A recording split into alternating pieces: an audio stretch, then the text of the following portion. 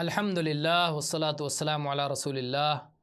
اللہ کے رسول صلی اللہ علیہ وسلم کے پھلوں کا بیان۔ اس سلسلے میں عبداللہ ابن جعفر کہتے ہیں کہ اللہ کے نبی صلی اللہ علیہ وسلم ککڑی اور رطب یعنی تر کھجور، ڈھیسر کھجور کو ملا کر کے کھایا کرتے تھے۔ اور ایسے ہی عائشہ رضی اللہ عنہا کی حدیث ہے کہ نبی کریم صلی اللہ علیہ وسلم تربوز اور رطب تر کھجور یا ڈھیسر کھجور ملا کر کے کھایا کرتے تھے۔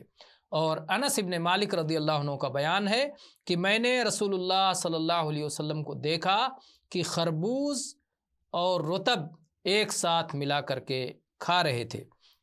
اسی طرح سے ابو ہریرہ رضی اللہ عنہ کی حدیث ہے کہ جب لوگ پہلا پھل دیکھتے تھے، کسی بھی درخت میں جب لوگ پہلا پھل دیکھتے تھے تو اسے رسول اللہ صلی اللہ علیہ وآلہ وسلم کے پاس لے کر کے آتے تھے۔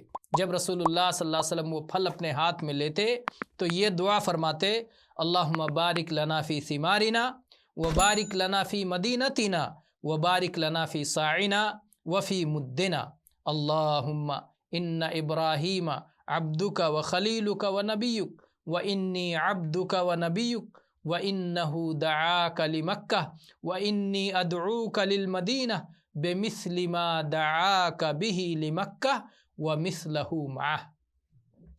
اے اللہ ہمارے پھلوں میں برکت عطا فرما، اے اللہ ہمارے لیے ہمارے مدینہ میں برکت عطا فرما، اے اللہ ہمارے لیے ہمارے صاع اور مد میں برکت عطا فرما۔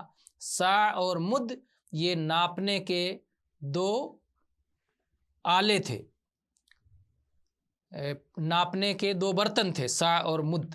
پھر اللہ کے نبی صلی اللہ علیہ وسلم فرماتے کہ اے اللہ ابراہیم علیہ السلام تیرے بندے ہیں، تیرے خلیل ہیں، تیرے نبی ہیں، اور اے اللہ میں بھی تیرا بندہ اور تیرا نبی ہوں، اور ابراہیم علیہ السلام نے مکہ کے لیے برکت کی دعا کی تھی اور میں مدینہ کے لیے دعا کر رہا ہوں، جیسے ابراہیم علیہ السلام نے مکہ کے لیے دعا کی تھی، اور اسی طرح مزید کے لیے میں مدینہ کے لیے دعا کر رہا ہوں۔ یہ دعا آپ پڑھتے اور اس کے بعد وہاں اگر کوئی چھوٹا بچہ نظر آتا، وہاں جو چھوٹا بچہ نظر آتا اسے بلا کر کے وہ پھل اس چھوٹے بچے کو دے دیتے۔ تو میوہ اور پھلوں کے تعلق سے رسول اللہ صلی اللہ علیہ وسلم سے متعلق یہ بیان امام ترمذی رحمہ اللہ کی کتاب الشمائل المحمدیہ سے ہے، جس کی تحقیق علامہ البانی رحمہ اللہ نے کی ہے، اور تمام احادیث صحیح ہیں۔